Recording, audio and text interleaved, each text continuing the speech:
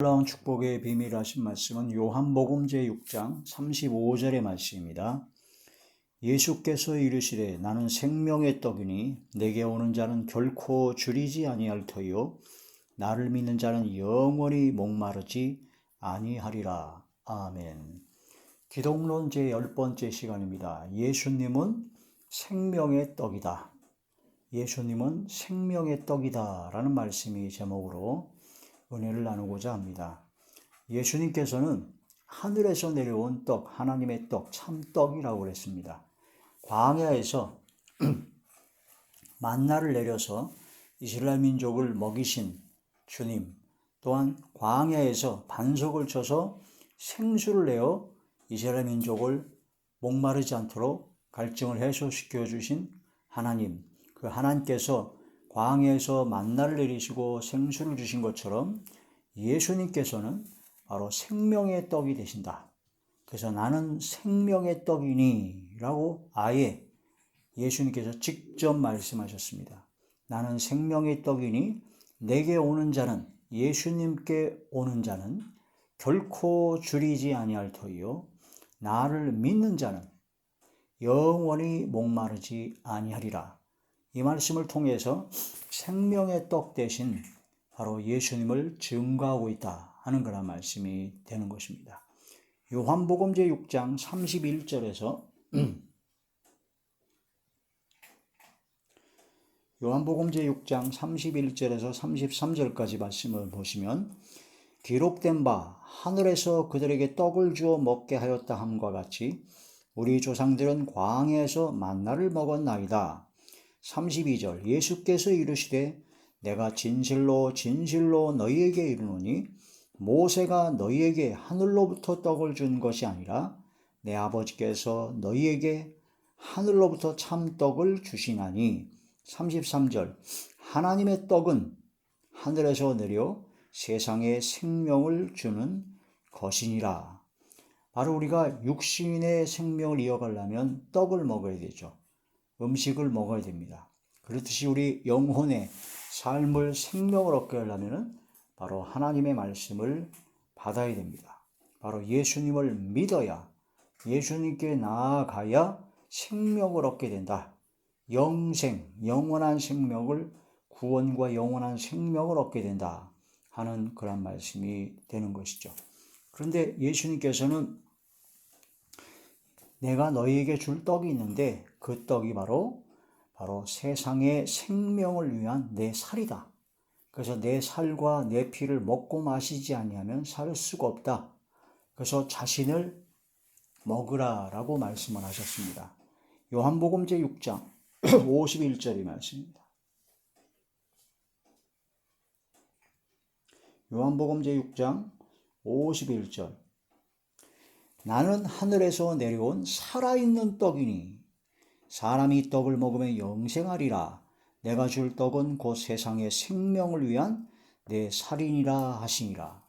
그 예수님께서는 하늘에서 내려온 그 광야에서 내는 만나같이 하늘에서 내려온 떡이다.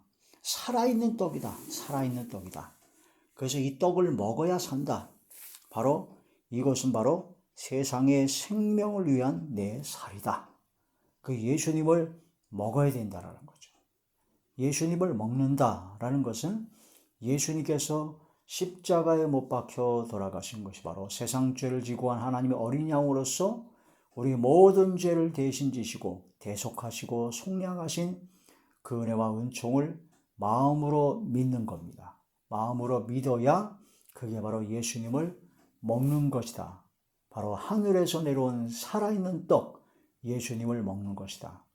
그것을 이제 예표하고 예시하려고 예수님께서는 아기 탄생하실 때 아기 예수님께서는 바로 마구간 말구유에 아기 예수님께서 누이셨습니다. 바로 말과 같은 짐승의 먹이로 오셨다는 것을 증거하고 있죠. 우리는 사람의 속에 짐승의 마음, 짐승의 생각들이 가득합니다. 교만을 악어라고 합니다. 욥기에 보면 모든 교만한 것들의 바로 왕이 바로 악어라고 그러죠. 애굽을 악어라고 합니다. 바로 서로 물어뜯고 싸우는 것을 바로 개와 같다고 합니다. 개들을 내게서 멀리 치워주시옵소서. 개들은 천국에 못 들어간다는 것이 요한계시록에 나오죠. 개 같은 자들이다라는 겁니다. 물고 먹고 뜯어 서로 싸우는 겁니다.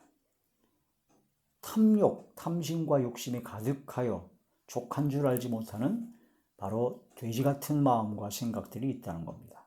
돼지. 그 다음에 미련함의 곰, 간사함의 바로 여우, 포동을 하는 작은 여우라. 한입 갖고 두 말하고 거짓말을 좋아하고 지어내는 자마다 냉정하고 차가운 뱀. 노략질하는 일이 성경에서는 하나님의 말씀을 통해서 사람의 속에 더럽고 추악한 짐승이 가득하다. 그래서 영적 예배, 너희 몸을 하나님께서 기뻐하시는 산 제물로 드리라. 그게 바로 하나님께서 기뻐하시는 영적 예배인데, 제물로 하나님께 드려질 제물이 뭐냐면 내 속에 있는 짐승의 생각, 짐승의 마음입니다. 썩어져가는 구습을 쫓는 옛사람을 바로 십자가에 못 박는 겁니다. 나의 몸을 거룩한 산 제물로 드리는 겁니다. 하나님의 말씀에 성령의 검으로 내가 죽어야 된다는 거죠. 내 속에 있는 육성과 악성과 죄성, 짐승의 생각들이 죽어야 된다. 그 예배를 드릴 때 하나님의 말씀으로 찔림을 받아 죽지 않으면 그 영적 예배가 아닙니다. 그냥 예배 드리러 와서 그냥 위로의 말씀만 듣고 그냥 편안하고 좋은 말씀이다. 그러고 나서 그걸 예배라고 하고 간다면 그건 육적 예배를 드리는 거죠. 세상에 그 힐링 강사들이 얼마나 많습니까? 그런 사람들한테 찾아가면 더 재밌고 더 편안한 강의를 많이 들을 수 있어요. 그러나 그런 사람들이 강의는 생명이 없습니다. 왜? 바로 하나님의 생명의 말씀으로 찔림을 받아 내 속에 있는 짐승의 생각과 짐승의 마음이 죽지 않기 때문입니다.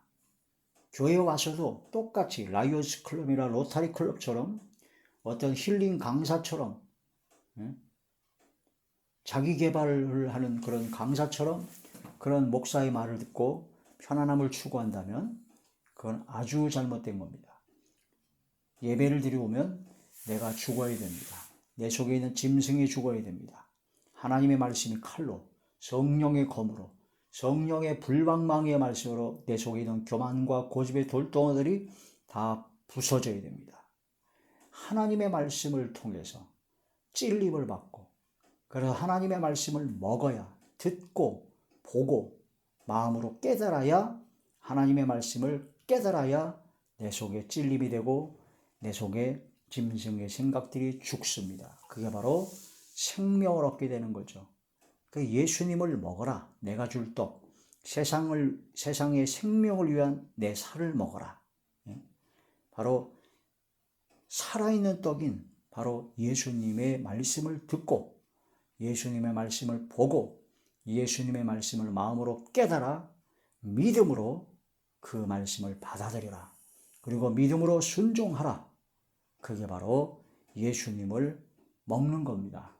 살아있는 떡 대신, 참떡 대신 하나님의 떡, 바로 생명을 주는 바로 떡을, 살아있는 산 떡을 먹게 되는 것이다 하는 그런 말씀이 되죠. 사도 베드로가 고넬료의 집에서 초청을 하기 직전에 하나님께서 환상을 보여줬습니다. 하늘에서 보자기가 내렸는데 거기에 부정한 짐승들이 잔뜩 있어요. 그러면서 소리가 나서 이르되 그 짐승들을 잡아먹으라. 하나님, 제가 지금까지 부정한 짐승은 먹어본 적이 없습니다.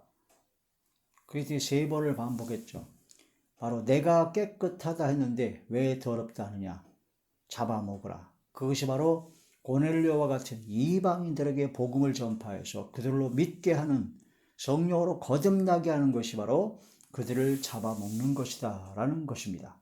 그런 것처럼 예수님께서 이 땅에 오시는 것이 바로 하늘에서 내려온 살아있는 떡으로서 너희들의 생명을 위한 내 살이다. 그러니까 너는 내 살과 피를 먹고 마셔라. 그 말씀을 그때 당시 사람들이 이해할 수가 없었습니다. 아니 어떻게 자기 살과 자기 피를 먹고 마시라 하느냐. 그게 어떻게 생명이 되느냐라고 이해할 수가 없어 많이 떠났죠. 그 이사야 53장에 그가 찔림은 우리의 죄악 때문이요 그가 상함은 우리의 바로 허물 때문이요 또한 그가 징계를 받음 우리가 평화를 누리고 그가 채찍에 맞음으로 우리가 나음을 입었도다. 예수님께서 십자가의 고통과 고난을 받음으로 말미암아 우리가 나음을 입고 대속함을 입고 속죄함을 입고 영원한 생명을 얻게 되었다 하는 그런 말씀이 되는 것입니다. 애굽의 장자 재앙이 있습니다. 10가지 재앙 중에서 마지막 재앙이 애굽의 왕으로부터 모든 짐승의 새끼까지 다 장자, 첫 것을 다 죽어버리는 장자를 죽이는 재앙인데 그 장자를 죽이는 재앙에서 벗어날 수 있는 유일한 방법을 먼저 미리 이스라엘 민족이 가르쳐 주셨죠. 양을 잡아서 양의 피를 좌우 임방과 문설주에 바르고 양의 고기를 구워 먹으라 라고 말씀을 하셨습니다. 어린 양 예수 그리스도를 상징하고 예수님을 잡아 십자가에 못 박아 그 피를 좌우 임망과 문설주에 바르듯 우리 마음과 마음의 뿌림을 받고 우리 마음의 생각과 마음의 그리스도의 보혈로 씻음 받고 가득 차고 주님이 주신 말씀의 교훈으로 가득 차고 주님 그 어린 양 고기를 구워 먹듯이 성령의 불로 하나님의 말씀을 깨닫고 이 말씀으로 성령 충만으로 순종하는 삶을 살아간다는 그런 것이 됐을 때 마지막 10가지 재앙 중에 마지막 재앙인 장자를 죽인 재앙에서 벗어날 수가 있었다. 이 마지막 때 그 엄청난 환난과 재난의 시대 때 우리 그 모든 환난과 재난을 보호받을 수 있는 것은 바로 어린 양 예수 그리스도의 보혈의 피로 씻음받은 성령의 불로 하나님의 말씀을 소화시키고 먹고 소화시켜 이 말씀대로 지켜 행하는 순종하는 삶을 사는 하나님께서 기뻐하시는 삶을 사는 삶이 되었을 때 그것이 바로 하나님의 완벽한 보호로 은혜를 베풀어 주시는 것입니다. 애굽의 장자 재앙 출애굽기 제12장 7절에서 8절입니다.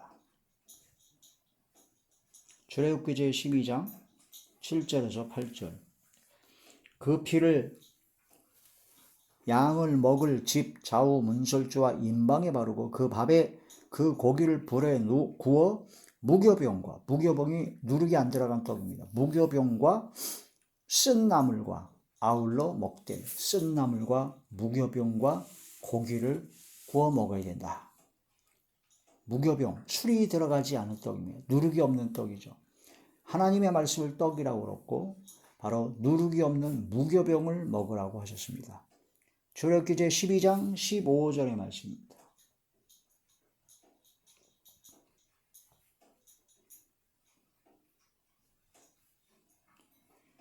너희는 이레 동안 무교병을 먹을지니 무교절을 지키라는 거죠. 그 첫날에 누룩을 너희 집에서 제하라. 무릇 첫날부터 일곱째 날까지 유교병을 먹는 자는 이스라엘에서 끊어지리라. 하나님의 말씀에 다른 세상적인 것, 철학과 헛된 속임수와 자기의 모든 헛소리들을 자꾸 섞어서 적당하게 버물려 가지고 전하려면 안 됩니다. 오직 진리의 생명의 말씀만을 전해야 된다 하는 거라 말씀이 되는 것이죠. 바리새인과 사기관 사두개인들의 누룩을 조심하라고 했습니다. 바로 교훈, 그들의 교훈을 삼가라는 겁니다. 마태복음 제16장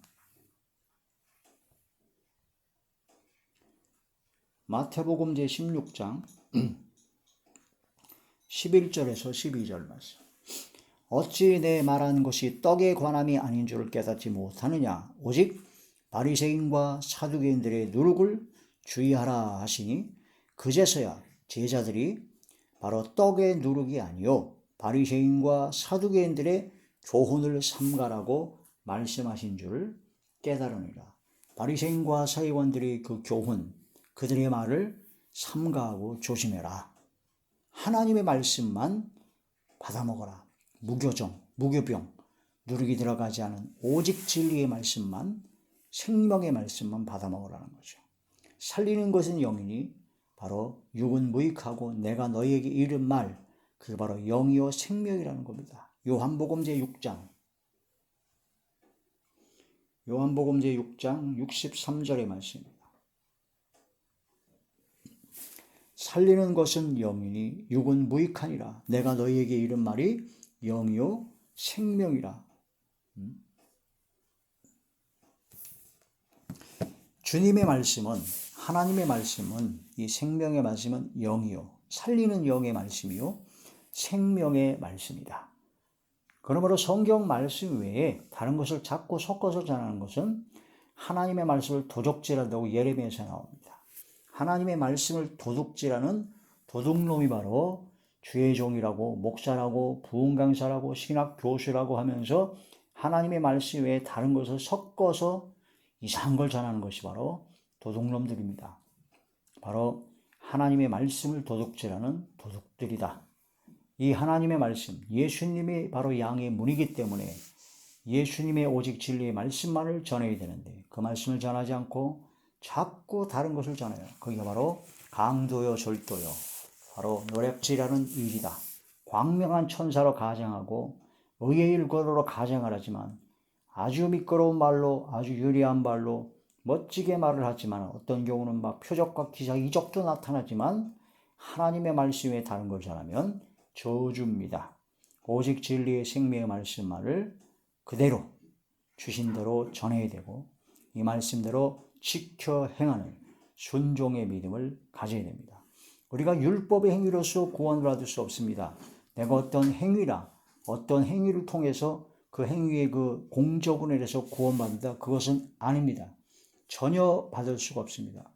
내가 하는 율법 행위로는 구원받을 사람이 단 한 명도 없습니다. 오직 믿음으로 구원을 받습니다. 예수 그리스도께서 십자가에 못 박혀 돌아가시고 3일 만에 부활하신 그 예수님을 마음으로 믿어야 된다는 거죠. 마음으로 믿고 의에 이르고 입으로 시인하여 구원을 받게 되는데 그 예수님께서 십자가에 못 박혀 돌아가신 것이 바로 나의 죄를 대속하기 위해 속량하시기 위해서 십자가에 못 박혀 돌아가셨다는 게 마음에 믿어진다면, 진짜 믿는다면, 믿음으로 성령으로 거듭났다면, 성령의 선물로 성령의 충만을 받고 성령께서 임재하신다면 우리 삶은 바꿔지게 됩니다. 그게 바로 순종이 된다는 거죠. 하나님의 뜻대로, 주님의 뜻대로 살아갈 수밖에 없고 살아가고자 노력하게 됩니다. 성령을 충만히 받으면. 그래, 믿는다 하면서 하나님 말씀에 순종 안 한다고요? 안 믿는 겁니다. 예수님께서 십자가에 못 박혀 돌아가신 것이 나의 죄 때문에 돌아가셨다는 것이 마음으로 믿어지는데 통회하고 자복하고 회개하는 역사가 안 일어난다? 거짓말입니다. 통회 자복하고 회개하고 마음의 결단을 하게 되죠. 이제는 내가 죄의 생활을, 모든 죄악된 어둠의 일을 벗어버려 청산해야 되겠구나. 이제는 주님의 뜻을 따라 살아야 되겠구나 하는 강력한 결단과 믿음의 의지가 나타나게 됩니다. 그러므로 말미암아 삶의 열매가 맺어지게 된다는 거죠. 빛의 열매, 성령의 열매. 이것은 구원의 조건이 아니라 구원받은 하나님의 자녀의 결과입니다. 성령의 진액을 받았는데 성령의 열매를 맺는 것이 당연하죠. 사과나무의 진액을 받은 나무는 사과 열매를 맺습니다. 악령의 진액을 받은 사람은 악령의 열매를 맺습니다. 육의 열매를 맺는 거죠. 어둠의 권세의 진액을 받은 자는 어둠의 열매를 맺습니다. 지나간 세월, 예수님을 믿기 전에, 구원받기 전에 죄악된 생활을 하는 것은 죄악의 어둠의 역사, 어둠의 영향력 안에 있었기 때문에 그 열매를 맺었는데 이제는 그리스도 안에서, 주님 안에서, 믿음 안에서 성령의 진액, 성령의 충만함으로 하나님의 말씀의 영향력 안에 들어왔기 때문에 우리는 성령의 열매를 맺게 된다는 겁니다. 그래서 삶에서 성령 열매가 맺어지지 아니한다면 그 사람은 진짜 믿는 게 아닙니다. 가짜로 믿는 겁니다. 입으로만 믿는 것이고 머리로만 띵동하고 지적 동의만 하는 것이다. 진짜 믿어져야 된다는 거죠. 예수님을 진짜로 먹으라. 바로 예수님을 믿어라. 예수님의 말씀을 받아들이고 이 말씀대로 순종하는 삶이 되어야 된다는 거죠. 아들을 믿는 자에게는 요한복음 3장에 영생이 있고 아들을 믿지 아니하는 자에게는 아들을 순종하지 아니하는 자의 영생을 보지 못하고 하나님의 진노가 그 위에 머물러 있다. 그래서 믿음은 순종입니다. 믿음은. 아들을 믿으면 영생이 있는데 아들을 순종하지 않으면 영생이 없다라고 말씀하십니다. 그리고 믿음은 순종이다. 믿기만 하면 된다라 해서 순종이고 뭐고 없고 그냥 죄를 져도 상관없어 믿기만 하면 된다는 그런 가짜 귀신이 가르침에 미혹을 당하면 안 된다는 거죠. 이 말씀을 통해서 예수님은 바로 생명의 떡이니 예수님께 오는 자, 예수님을 믿는 자는 영원히 목마르지 아니하고 줄이지 아니하는 그 생명의 떡을 성령의 생수를 먹고 마시는 저와 우리 모두가 되시길 주의 이름으로 축원합니다. 할렐루야.